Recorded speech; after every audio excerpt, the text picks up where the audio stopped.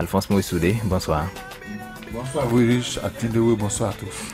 Les écureuils du Bénin ont gagné ce soir, c'est la joie. Vous êtes aussi en joie certainement. Oui, forcément, en tant que bon patriote, je suis fier de mes compatriotes qui ont bien joué, même si entre-temps l'arbitre a développé ses caprices. Et la police républicaine a bien compris le jeu. Vous avez vu comment ils ont été protégés, surprotégés, parce qu'ils se disent, mais écoutez, le carton rouge qui a été donné malencontreusement et les 10 minutes de temps d'arrêt. Donc dès qu'on a sifflé la fin, il y avait une horde de policiers qui était venu donc pour protéger le trio arbitraire. Bonsoir. Oui. Bonsoir, Chatinio. Sur cette actualité, parce que je sais que vous avez suivi également le match. Oui, j'ai suivi le match, un match plein d'émotions, un bon match. De la technique, de la tactique, il y en avait. Les 10 minutes de temps additionnel, je n'avais pas compris, je n'avais jamais entendu parler. Bon, c'est à croire que... On joue même 15 minutes. Ah bon, d'accord. Bon, c'était pour la première fois. Mais je voudrais tout simplement dire qu'en réalité, ce n'est pas le nom qui fait la victoire, mais plutôt le bon jeu. Le bon jeu. Quand on pense qu'il faut changer de nom pour nos écureuils, il suffit de travailler. Vous avez combien d'écureuils dans vos forêts? Bon, nous n'allons pas faire ce débat, mais je dois également saluer Vigile Avancé. Bonsoir à vous. Bonsoir le riche, bonsoir à tous. Moi je commencerai par répondre à Alphonse Moïsoudé. Voilà. Moi tout jeune, j'ai grandi dans une région, pour ne pas la nommer, avant coup, et je voyais déjà les écureuils sauter sur les palmiers notamment. Donc je ne sais pas de quoi. Ouais, c'est vrai il y a des écureuils dans le forêt. Maintenant, l'écureuil, c'est pas fameux, c'est vrai. Ça ne fait peur à personne. Non, ça ne fait effectivement pas peur, mais c'est un... sauf au régime de un bon rongeur. Hein, oui. Voilà. Donc, bon, c'est pas le nom qui dérange, un peu comme Nelly le disait tout à l'heure. En tout cas, c'est pas le sujet du jour. Nous allons vous installer dans le sujet avec la permission, bien entendu, de Mohamed Ali Hamidou. Boulevard des opinions. Les journalistes de Soleil FM analysent l'actualité. Mesdames et messieurs, une fois encore, bonsoir à toutes, bonsoir à tous et bienvenue à cette rubrique, à cette émission intégrale. À travers une lettre adressée aux bâtonniers de l'Ordre des avocats en Conseil de l'Ordre, bien entendu, les avocats du Bénin demandent la convocation d'une assemblée générale extraordinaire sur la Criette. Et je vous donne rapidement lecture donc de cette lettre. Je lis: objet, convocation d'une assemblée générale extraordinaire sur la Criette. Monsieur le bâtonnier, les signataires de la présente salam du silence gardé par l'ordre depuis qu'a été annoncé la création de la Cour de répression des infractions économiques et du terrorisme, en abrégé Criette, parce que institué pour défendre et porter la voix du justiciable, l'avocat est forcément sensible à tout ce qui limite ou empêche la défense du citoyen. Nous pensons, comme beaucoup d'autres avant nous et bien malheureusement avant notre ordre, qui tarde à l'expliquer, que la Criette refuse de façon criade la pleine défense de toute personne poursuivie devant elle. Il est évident que cette juridiction d'exception, dans tous les sens du terme, se révèle un dangereux recul pour notre pays par rapport au standard universel reconnu du procès équitable. Tout avocat doit le penser. Et sur les moyens à opposer à la prospérité de cette institution inacceptable, nous appelons de tous nos voeux la convocation urgente d'une assemblée générale extraordinaire. Il devra en découler que nous sommes dans le juste et vrai, ou alors pas. Nous vous restons, monsieur le bâtonnier, à vous et à tous les membres du Conseil, bien respectueusement dévoués. Voilà le contenu de la lettre, Alphonse Moïse Soudé, voilà la lettre adressée par une dizaine d'avocats aux bâtonniers ou aux bâtonniers de l'ordre des avocats. Ces derniers demandent la convocation d'une assemblée générale extraordinaire sur la criette finalement, même dans la maison justice. Tout porte à croire que les avocats, les sachants fustigent les prérogatives de cette cour spéciale. Non, vous savez, depuis que la loi a été votée par le Parlement, c'est maintenant qu'on est en train de mettre en pratique, on est en train de prouver cette loi, et au fur et à mesure du temps, on constate les différentes failles qu'il y a au niveau de cette loi. C'est normal que les sachants, parce que je le dis toujours, n'est pas juriste qui veut, ne parle pas de droit qui veut, il faut maîtriser le labyrinthe du droit pour en parler. Et là, les spécialistes, parce que quand on dit refus criard de la défense de la personne qui se présente devant la criette, ça pose problème. Ça veut dire quoi? Qu'à un moment donné, on demande aux avocats de ne pas pouvoir défendre le client. Donc, c'est normal que les spécialistes demandent à leur hiérarchie de pouvoir ouvrir le débat sur la criette, parce que Assemblée générale extraordinaire sur la criette, c'est dire ouvrir les débats, partager les expériences, peut-être faire des amendements à propos de la loi, parce que la loi, elle peut être améliorée. On est en train d'expérimenter quelque chose qui, au fil du temps, montre les failles. Donc, il faudrait que les spécialistes du droit, quel que soit leur domaine, se réunissent. Voilà, c'est les avocats. Je crois que hier, un spécialiste dimanche était passé pour dire qu'il faut, ça veut dire quoi, les intellectuels, les sachants, tous ceux qui, quand même, ont des choses à dire, c'est le moment de la réflexion pour que nous puissions corriger cette loi qui a été votée à la va-vite au niveau de l'Assemblée nationale. C'est l'heure de la réflexion, Nelly Dodino, c'est ce qu'a dit Alphonse Moïse Soudé. Ils ont donc adressé une lettre aux bâtonniers de l'ordre des avocats. Ils disent qu'ils s'alarment du silence gardé par l'organe depuis l'annonce de la création de cette juridiction spéciale. Et je me demande, face à la loi, qu'est-ce que l'ordre des avocats devrait faire? Oui, face à la loi, qu'est-ce que l'ordre peut faire? Mais il n'y a pas l'application de la loi sans magistrat. Il n'y a pas la défense des textes de loi sans les praticiens de droit qui sont les avocats. Quand vous parlez du droit, vous parlez de ceux qui l'appliquent, ceux qui sont des professionnels du droit. Et nous sommes avec des avocats qui sont une corporation dont le rôle primordial est la défense de leur client. Le rôle de l'avocat, c'est de défendre son client grâce aux dispositifs juridiques mis à cette disposition par le Parlement, les lois, les codes et consorts, devant des magistrats qui sont appelés à appliquer la loi en se basant sur ces mêmes textes. Donc, qu'est-ce que je voudrais dire tout simplement? Les députés, dans leur coin, votent les lois, établissent les codes, mais ceux qui sont chargés de les appliquer, ce sont les magistrats. Et ceux qui sont appelés à les justifier ou à les exhiber, ce sont les avocats. Donc, après ceux qui votent, il y a ceux qui l'appliquent et ceux qui les exercent. Et donc, quand vous êtes avocat et que vous avez un client dont tout de suite devant dans une procédure, on sait déjà la fin. C'est-à-dire que nous sommes en train d'aller vers une situation dans laquelle l'avocat n'a plus forcément son rôle. C'est comme si le métier d'avocat va finir par disparaître quand on refuse à un avocat de se constituer pour son client, quand on refuse à un avocat de représenter son client. Donc, ce métier, il y a un problème. Et l'ordre des avocats ne peut pas garder silence sur ce dossier-là. Et quand vous voyez ceux qui ont écrit ces lettres, vous verrez la plupart des avocats dont les noms sont cités, il y a 2 bâtonniers, sont des universitaires, c'est-à-dire ceux qui ont fait du droit, qui l'ont enseigné à ceux qui aujourd'hui sont magistrats et l'appliquent. Donc c'est leurs géniteurs, ceux qui l'ont donné les premières notions du droit, et eux, ils sont toujours dans leur rôle d'universitaire et d'enseignant.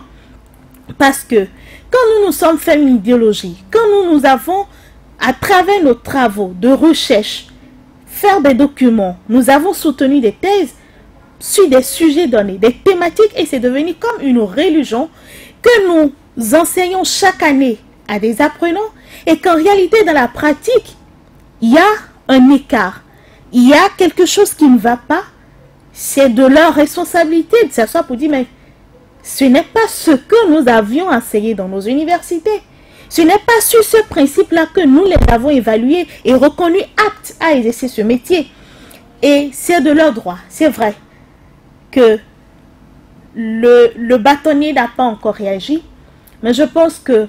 Mais est-ce qu'il y a matière de dénoncer ou de fustiger le silence de l'ordre des avocats, puisque il faut l'application de la loi avant donc de trouver les failles pour donc apprécier ce qui a été fait. Si ce n'est pas la célérité avec laquelle cette loi a été votée, conformée à la Constitution et promulguée presque dans un court délai, les spécialistes du droit auront eu le temps de se pencher. Et qu'est-ce qui se fait en matière de création de droit ou de cours de loi?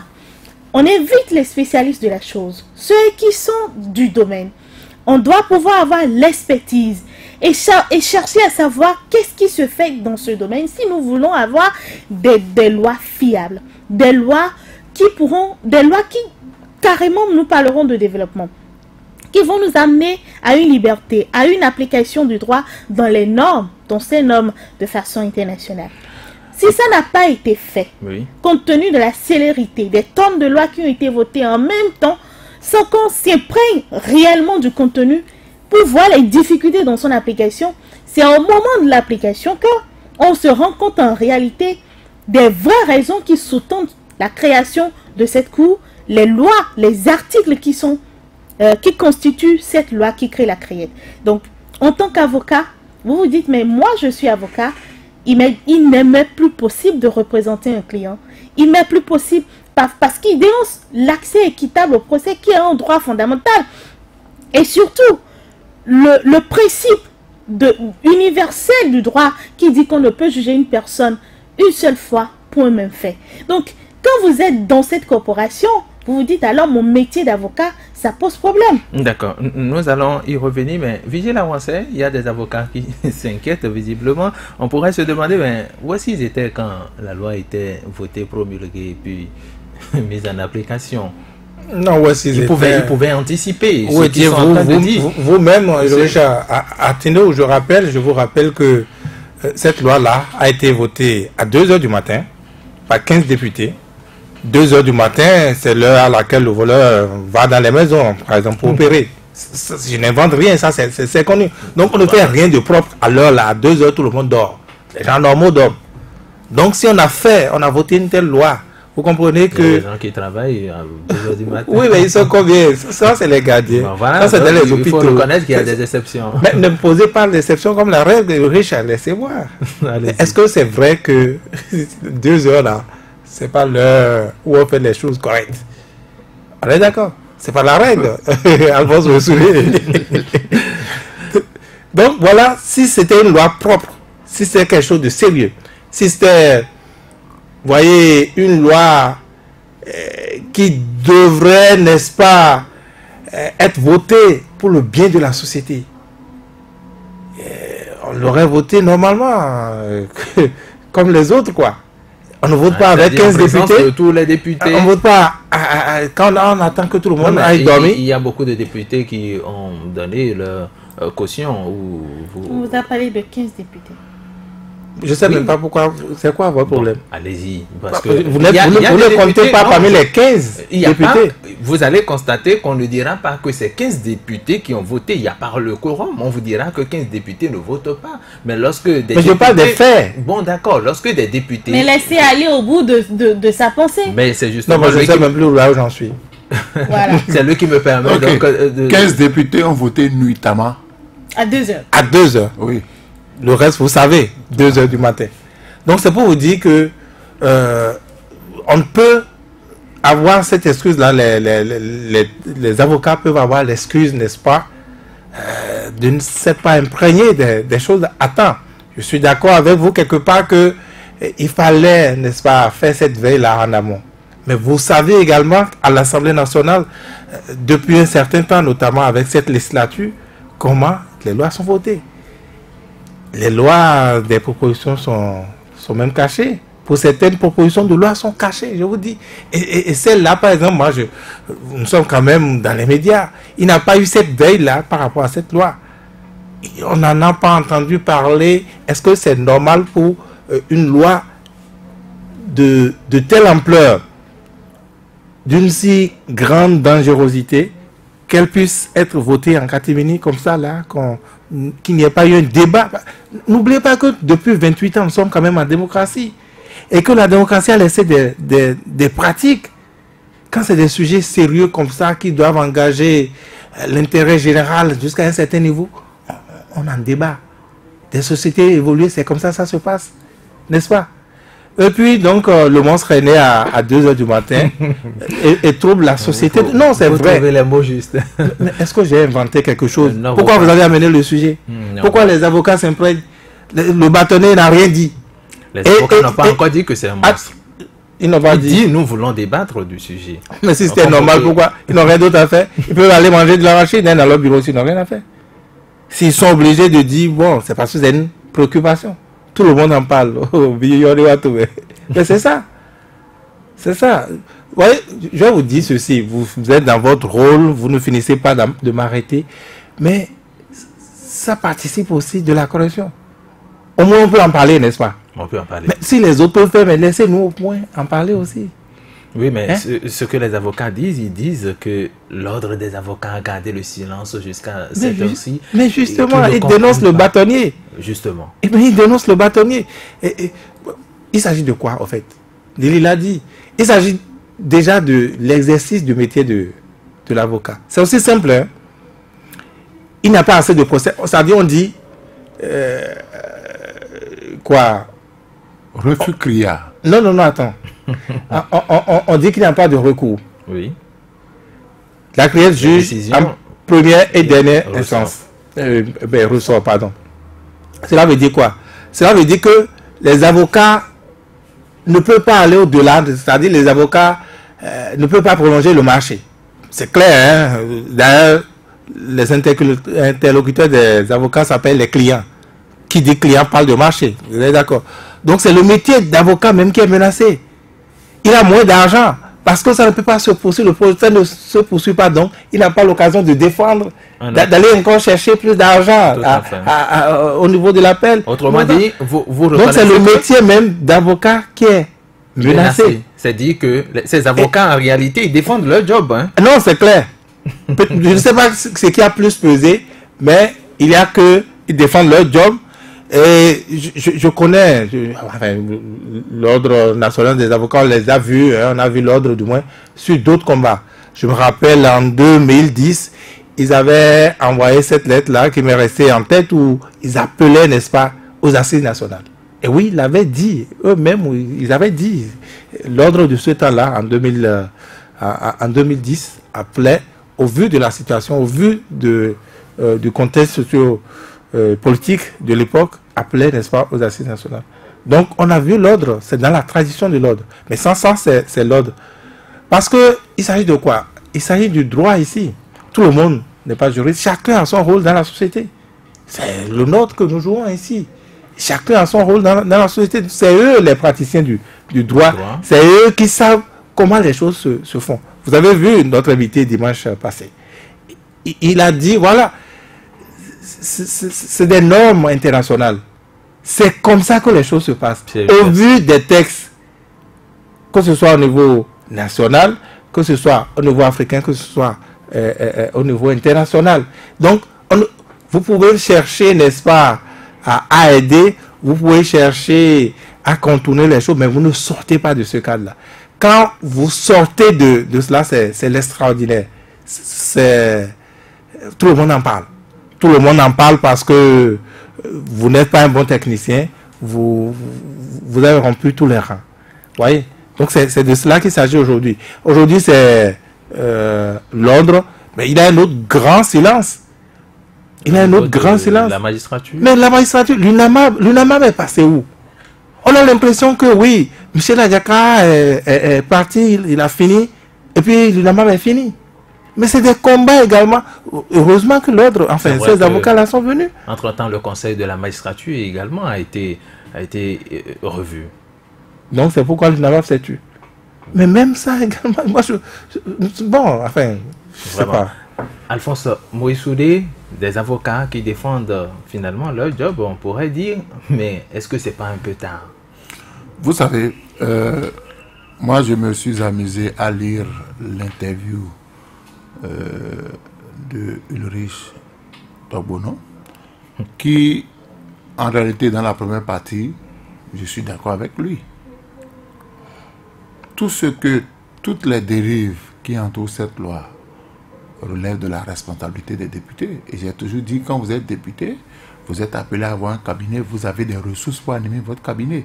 Et quand vous avez une loi pareille qui tombe, que ce soit proposition ou projet de loi qui tombe sur votre bureau, là, le premier réflexe, c'est d'appeler des spécialistes pour qu'on vous dise ce qui doit être fait.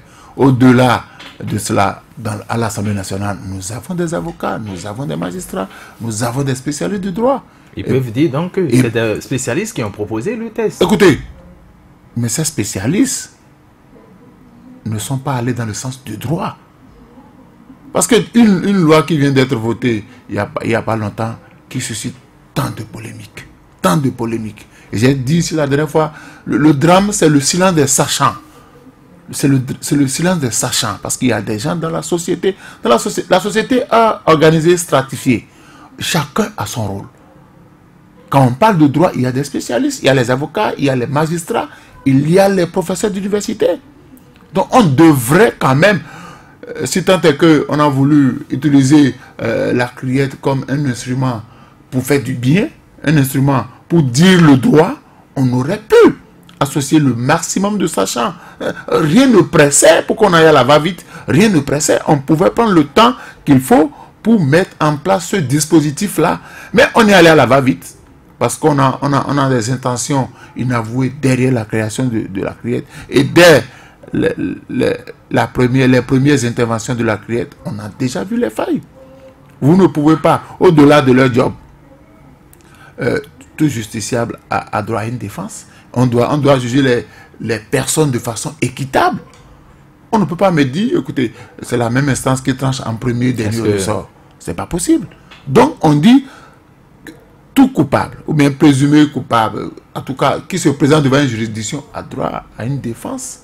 Au-delà du job, il y a quand même qu'on veut qu'il y ait une justice équitable pour tous. Donc, quand je sais que là où je vais, il n'y a personne pour me défendre, alors, écoutez, c'est que... Il y a mal donne. Il y a mal donne. Et je suis d'accord avec l'avocat. Les avocats, maintenant, il revient à l'ordre, il revient au bâtonnier de prendre ses responsabilités. Il revient au bâtonnier de prendre ses responsabilités en écoutant ses collègues, c'est-à-dire de convoquer l'Assemblée générale extraordinaire pour qu'on en débatte. Parce que cette loi peut être corrigée. Maintenant, si tout le monde se tait, si les avocats se taisent, si les magistrats se taisent, si les professeurs de droit à l'université se taisent, on dit, ok, on va laisser faire. Au moment où on va se réveiller pour vouloir corriger, ce serait déjà trop tard. Parce que beaucoup d'âmes innocentes se seraient retrouvées en prison. Donc, c'est maintenant. Et le procureur, je dis, qu'on appelle Ulrich Togbono l'a dit, il dit, au lieu que les gens montent au créneau, fassent des audios sur les réseaux sociaux, c'est des cris, il faut agir. Parce que lui, sa responsabilité, ce n'est pas lui qui a créé la loi. La loi a été votée, la loi a instauré la criette, et ils ont pris service, et ils ont commencé par mettre en application la loi. Qui a été voté. Ce qui a été voté après avoir élaboré le manuel de procédure. Donc ça veut dire que les erreurs sont inhérentes à la loi votée pour instaurer la criette. Donc il revient à chaque spécialiste. Tout à l'heure, Vigila a parlé de l'UNAMAB. On a vu l'UNAMAB dans ce pays qui... avec Michel Adjaka notamment. Écoutez, est-ce qu'on va me dire que la force de l'UNAMAB était liée à la personnalité, à la personnalité et à la personne de Adjaka, et qu'aujourd'hui que Adjaka est parti, l'UNAMAB a disparu? Non, ça ne devrait pas être cela. Ça veut dire quoi? L'UNAMAB devait sortir de son sommeil et dit, par rapport à la criette, la loi, vous allez étudier la loi du premier article jusqu'au dernier. Et vous allez relever les incongruités qui se trouvent dans cette loi. C'est que si vous vous taisez, vous avez donné votre caution morale. vous avez fait preuve d'une complicité passive. Parce que quand vous lisez une loi comme ça, vous êtes homme de droit, vous lisez une loi qui a des failles, vous avez la responsabilité morale de dénoncer les failles. Quel que soit le côté, est-ce que vous êtes du côté du pouvoir ou bien de l'autre côté, mais le devoir intellectuel vous demande de corriger et de rendre perfectible une loi qui est en train d'être appliquée. Et au fur et à mesure que le temps évolue, on voit les failles. On ne peut pas se taire. Parce qu'on se taire, j'ai dit tout le monde ici, il y a des gens qui pensent que on a instauré la criette contre d'autres personnes. Ils peuvent se retrouver un beau matin devant cette même criette qui va les écraser. Cette criette que vous avez participé à installer peut vous écraser. Donc il est temps maintenant que la réflexion s'instaure au niveau de toutes les structures. Nous déjà au niveau de la presse, on en parle, on fait notre devoir. Il revient au bâtonnier de faire son devoir. Il revient au président de l'UNAMAP de faire son devoir. Il revient aux professeurs de droit, ceux qui sont à la FADESP, de se retrouver peut-être en séminaire et de décortiquer cette loi-là et de nous dire, parce que ça peut servir de cas pratique. On dit non aux étudiants, on peut dire voilà, et que désormais si vous finissez votre formation, vous vous retrouvez dans ces instances-là, ne participez pas à élaborer des lois bancales. Nelly Dogenou, si effectivement le bâtonnier de l'ordre des avocats convoquait cette assemblée générale, qu'est-ce qu'on peut attendre? Quel est le résultat qu'on peut attendre d'une telle rencontre? Ou qu'est-ce que les avocats veulent concrètement en demandant qu'on convoque une assemblée extraordinaire? Est-ce que c'est pour dire, écoutez, nous dénonçons la criette? Non, je ne pense pas. D'abord, rassurez-vous, hein, la grande partie ou la majorité de ces avocats sont des universitaires. Et la réflexion va se faire article par article. Parce qu'il y a des dispositions de cette loi qui ne répondent à rien en matière du respect des droits de l'homme. Parce que quand on dit qu'une juridiction juge en premier et dernier ressort, c'est que nous remontons au temps d'Hitler, où nous sommes dans une crise. Non, c'est une vérité. Nous sommes dans une crise. Vous avez... Non. Nous sommes dans une crise. Nous sommes dans une guerre. Des actes, on les réprime. Et puis ça passe à autre chose. Mais il y a ce qu'on appelle les erreurs judiciaires. Il y a un livre qui a été édicté pour ça. C'est un livre d'un avocat. C'est un vieux document de 1926. Je crois que c'est Claude Floriot. Les erreurs... Un livre rouge. Oui. Je l'ai lu aussi. Les papiers sont vraiment... les feuilles de ce livre ont déjà jauni. Juste pour vous dire, quelqu'un qui a eu la pratique pendant 50 ans de sa vie du barreau français vous raconte les erreurs judiciaires. Il y a des histoires célèbres. Le cas de Dreyfus, oui. Le pulver rouge, autant de dossiers. Vous pouvez partir de faux témoignages et rendre un bon verdict. Ou vous partez des témoignages pour rendre un mauvais. Il y a ce qu'on appelle les erreurs judiciaires et que vous pouvez corriger. Pourquoi dans notre système juridique il y a le double degré de juridiction? C'est pour permettre de corriger ça. On ne sait jamais si en première instance, c'est-à-dire le tribunal, dans son jugement, a fait une erreur. Et on fait appel, une erreur du moins, et on fait appel pour corriger. Le juge, au niveau de la cour d'appel, vérifie si les articles qu'on vous a... Voit le dispositif, confirme ou infirme. Dit soit, le juge a rendu un bon verdict en se basant sur ces articles, les dispositifs, ou soit ce n'est pas le cas, et renvoie à nouveau. Donc, ce n'est pas... Et vous, si vous n'êtes pas d'accord, vous êtes encore en mesure d'aller au niveau de la Cour suprême. Donc, il y a toutes ces possibilités-là à un justiciable ou bien à un inculpé. Parfois, c'est un coup à la Cour suprême qu'on finit par vous donner raison. C'est ça. Je prends le cas du quotidien Le Béninois libéré, même si ce n'est pas au pénal. Du tribunal de Cotonou, on est allé à la Cour d'appel. Il a fallu la Cour suprême pour lui donner raison et l'établir dans ses droits. Mais dans le cas de la criette, c'est que vous n'avez pas cette possibilité-là. Il n'y a plus de recours. C'est une décision rendue. On vous condamne à des peines incompressibles. C'est-à-dire, quand on vous donne 20 ans, vous faites 20 ans. Moi, ce qui me cœur, c'est que la justice n'est pas que répression. La justice anoblit également. La justice participe à la réinsertion des individus, des petits-enfants, des jeunes garçons de 15 ans, de 20 ans, des gens qui ont commis des erreurs de jeunesse. Je ne dédouane personne. Mais vous les condamnez à 20 ans, 15 ans. C'est-à-dire, vous... Or, on pouvait faire autrement. Les récupérer, les rééduquer. Ce n'est pas pour rien la condamnation à suicide.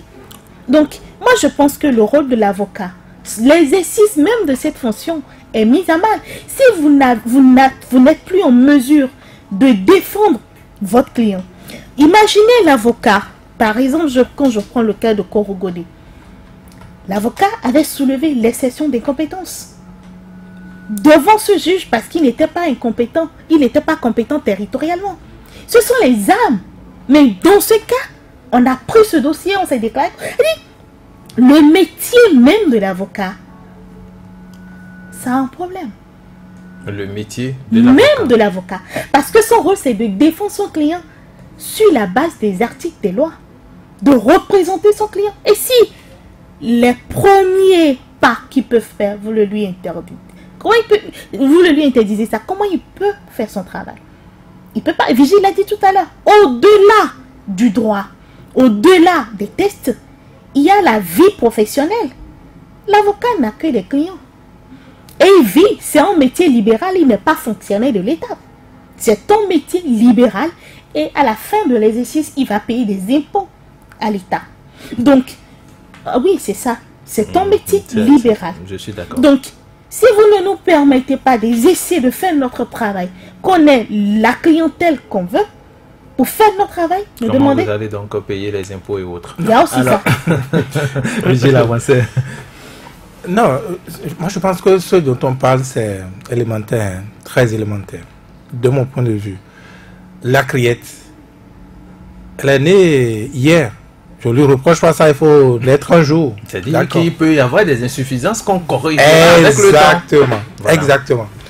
La criette, ben, bon, ceux qui composent aujourd'hui, les juges qui composent aujourd'hui la criette, disons, ils n'ont peut-être pas choisi, c'est pas eux qui ont initié la loi, encore une fois. Donc, ils sont dans l'administration judiciaire, on les a affectés là-bas. Mettons, d'accord.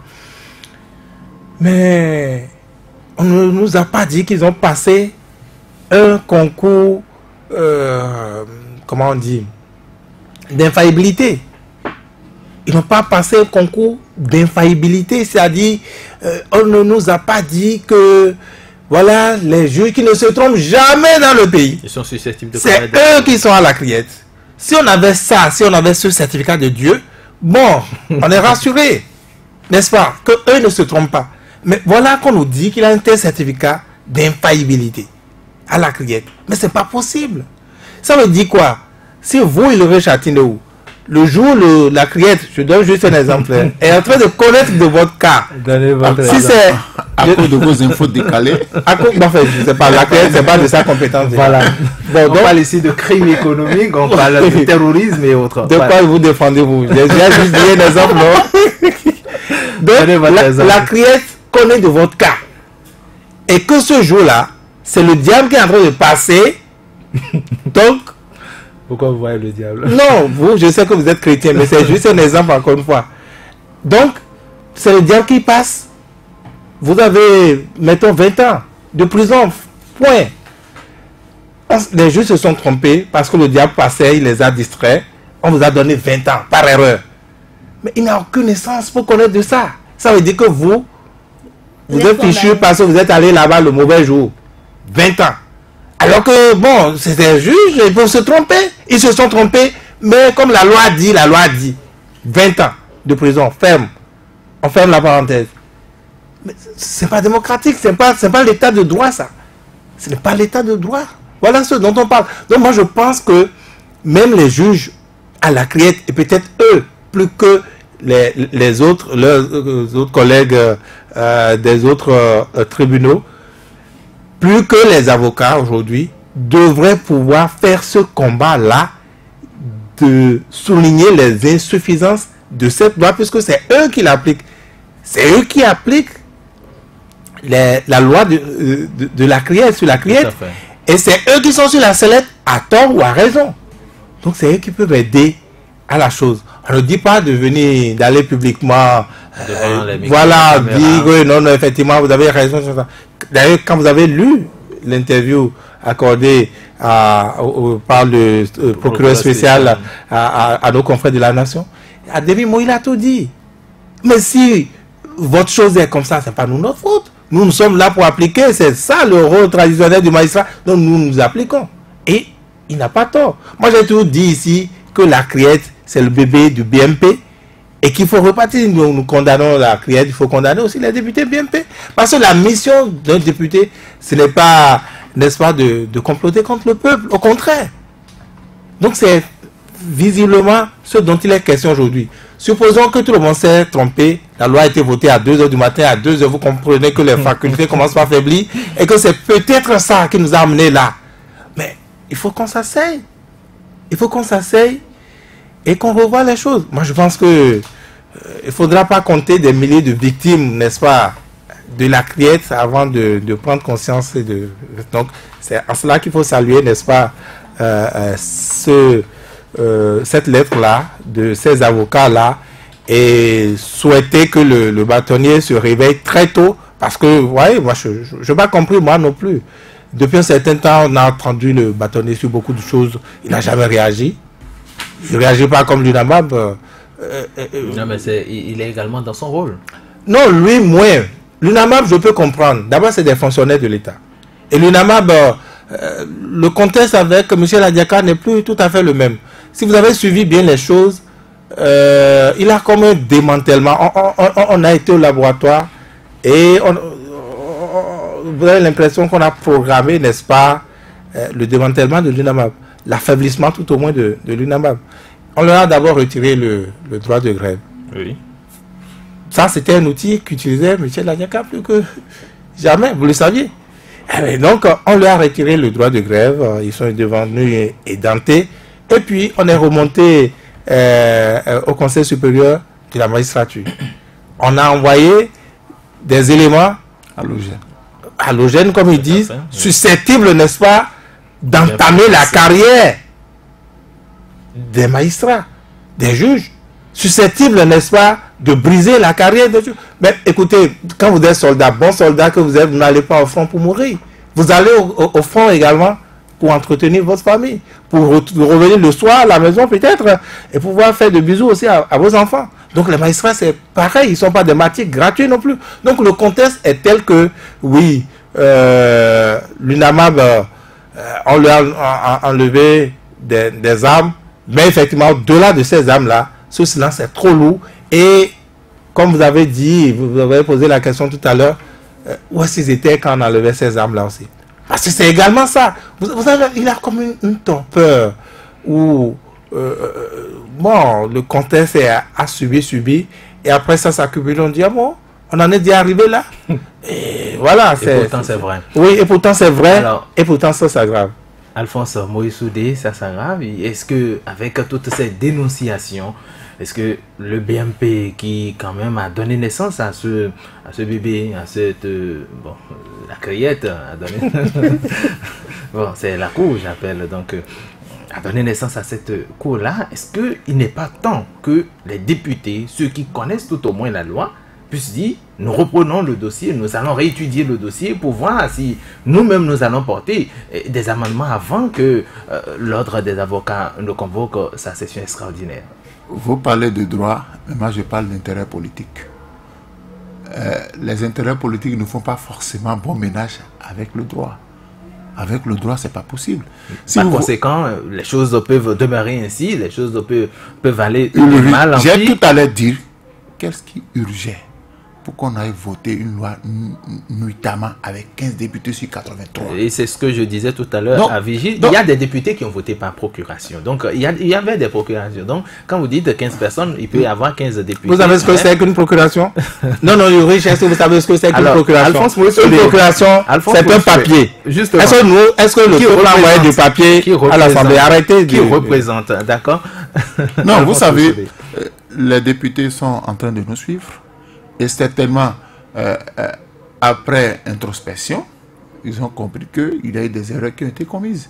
Il n'est pas trop tard de corriger ces erreurs. Et j'ai dit, la sortie, ce courrier, cette correspondance des avocats qui attendent la réaction du bâtonnier, la sortie du professeur Wago Sino qui a expliqué un certain nombre de choses, d'autres intellectuels qui sont en train de réfléchir. Il est temps. Parce que je dis, il faut toujours légiférer pour l'avenir. On ne taille pas des lois sur mesure. Parce que quand vous participez à tailler, je le dis, n'en déplaise à certaines personnes, quand vous participez à tailler des lois sur mesure, ça vous broie par la suite. Ça vous broie. Parce que j'ai dit, les députés du BMP, ce n'est pas évident qu'ils reviennent à la 8e législature. C'est pas évident que ce n'est pas que tous reviennent. Voilà. Et il y a des gens qui peuvent être attravés par des crimes économiques qui vont passer devant le bébé qu'ils ont participé à accoucher. Non, c'est pas évident. C'est pas évident, vous permettez, tel que la politique se fait au Bénin, c'est pas évident. Vous les verrez encore côté de celui qui sera au pouvoir. C'est aussi simple que ça. Non, je ne parle pas de les élections législatives, c'est bientôt là. Oui. Ce que Nelly dit, c'est que même après les élections législatives, ils peuvent ne pas se retrouver à l'Assemblée, mais ils seront toujours du côté du pouvoir. Je vais vous dire une vérité politique. Quand j'ai fini, l'homme politique, il vous utilise comme une chaussette. Quand j'ai fini d'utiliser une chaussette et que c'est trouvé devant, derrière, je vous jette à la poubelle. Ça veut dire quoi?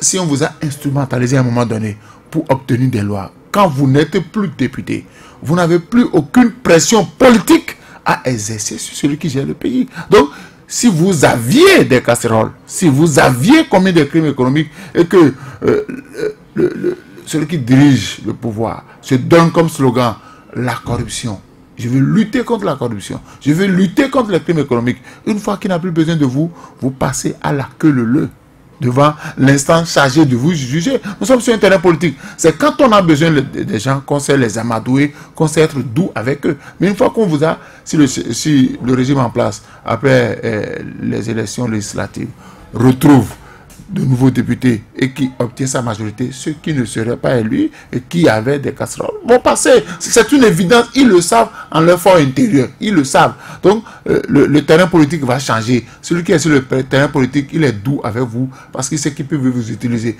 Une fois qu'il n'a plus besoin de vous, il fait de vous ce qu'il veut. Donc, je dis, ils ont encore quelques mois, ils ont encore des lois à voter. Ils n'ont qu'à tenir compte du fait que quand on veut voter la loi, on associe le maximum de personnes. Si on avait en son temps associé les juristes, les spécialistes du droit, les sachants, pour prendre le temps qu'il faut, on ne serait pas en train de... Parce qu'aujourd'hui, le procureur spécial, il s'en lave les mains. Il s'en lave les mains. Ce n'est pas moi qui ai rédigé la loi sur la criette. Moi, je suis chargé d'appliquer la loi. Ah mais oui, donc là... C'est également, il est également, nous ne sommes pas venus pour donc parler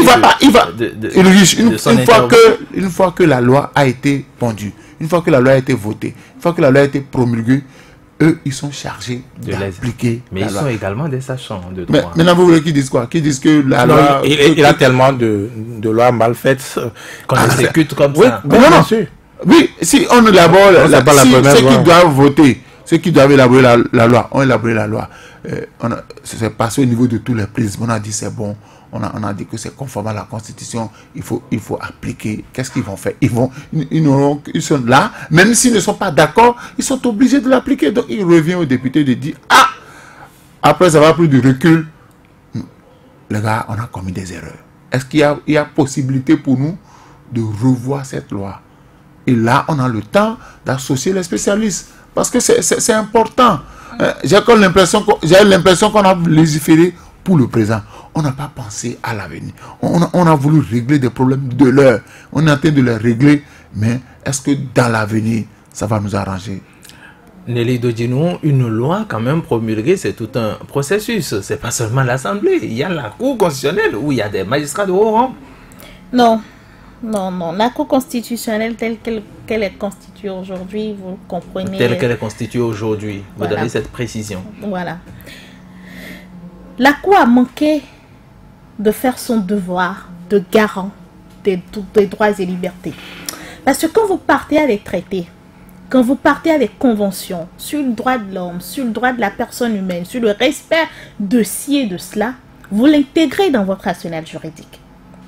Et en déclarant toutes les dispositions de cette loi conformes à la Constitution, d'abord, en été, nous avons violé le principe sacro-saint de ce que la personne est inviolable, de ce que la personne a un droit à l'opinion, de ce que la personne humaine a un droit oui, de ce que même la personne a un droit à un procès équitable. Donc, en acceptant qu'on ait un instrument du genre dans notre arsenal juridique, c'est que la Cour elle-même a failli à ce niveau-là. Parce que une Cour qui juge en premier et dernier ressort, en dehors du Sénégal, qui a fait son expérience avec la criée, je crois, je vous vais Bien sûr, Oui. la criée. qui est en train de revenir. C'est pas parce que on veut régler un problème vraiment d'un enjeu de développement, mais parce qu'on veut régler un problème politique. C'est votre avis. C'est mon avis. Parce que si c'est pour régler un problème, peu importe, on tient compte toujours de la personne humaine. Malgré le crime que l'individu est fait ou, je sais pas, commis, l'humanité garde toujours un côté humain de l'être humain. Une personne qu'on peut encore récupérer. Quand vous suivez les grands hommes, ils ont commis des exactions, ils ont connu leur moment. Le monstre qui était en eux s'était réveillé.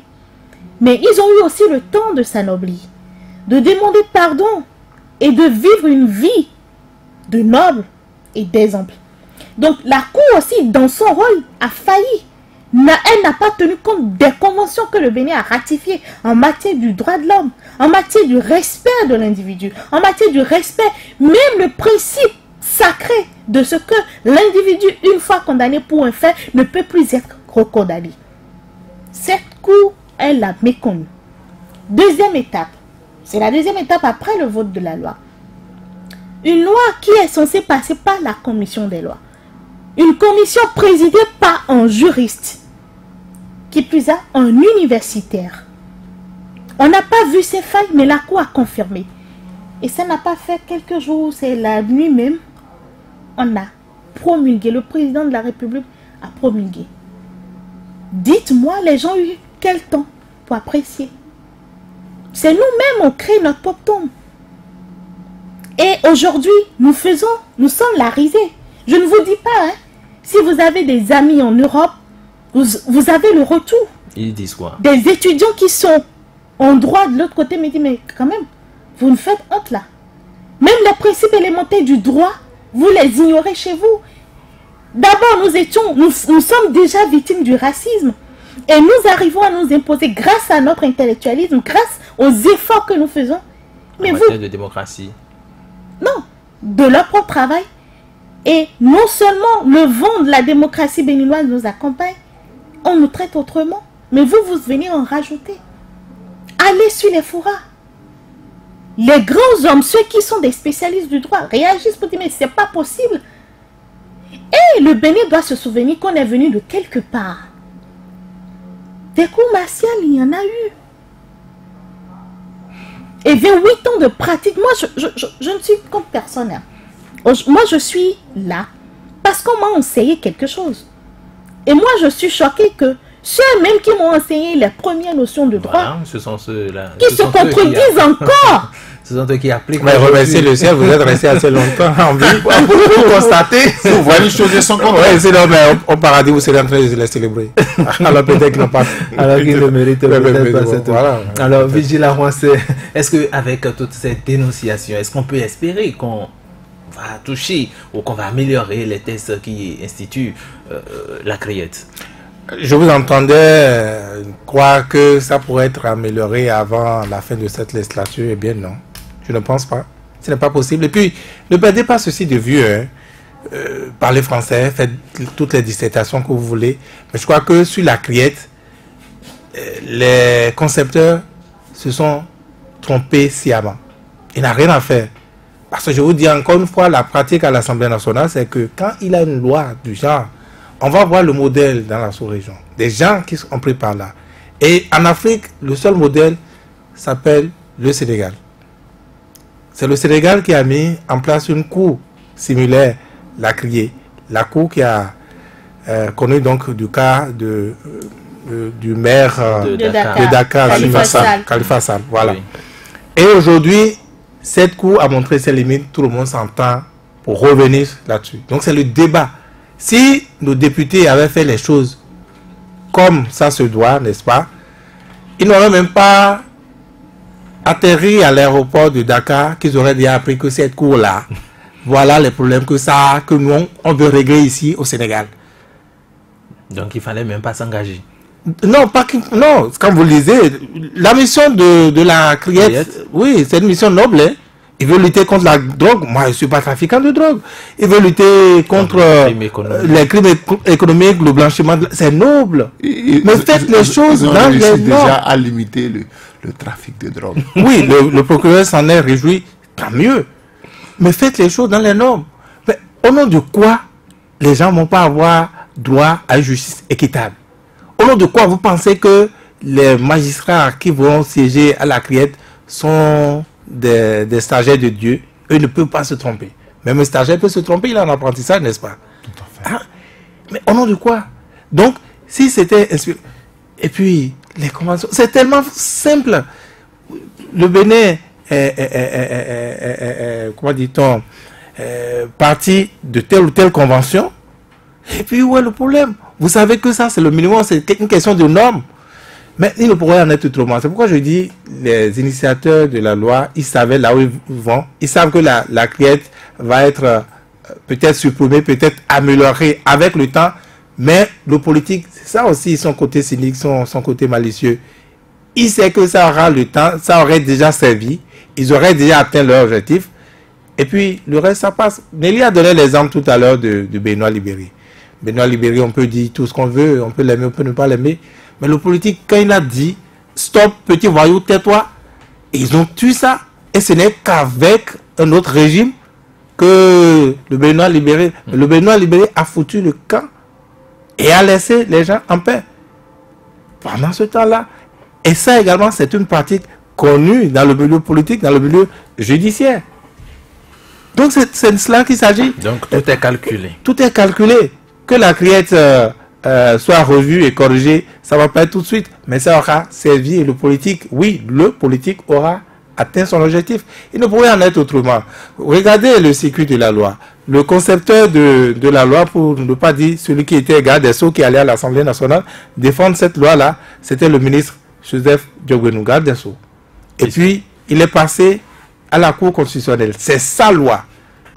Par quel extraordinaire pensez-vous qui va remettre en cause tout le projet qui s'est battu à concevoir? Par quel extraordinaire? Il va justifier ça comment? Quand on connaît la Cour et sa composition, je ne veux plus revenir sur l'historique, n'est-ce pas, de la désignation et toute la polémique qui l'a entourée. Quel espoir aviez-vous que ces personnes remettent en cause, n'est-ce pas, une loi qui probablement rentrait dans un agenda qui avait un objectif précis?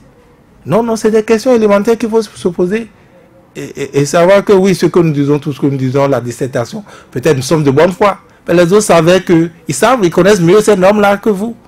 Mais ils savent aussi que nous, on a un agenda.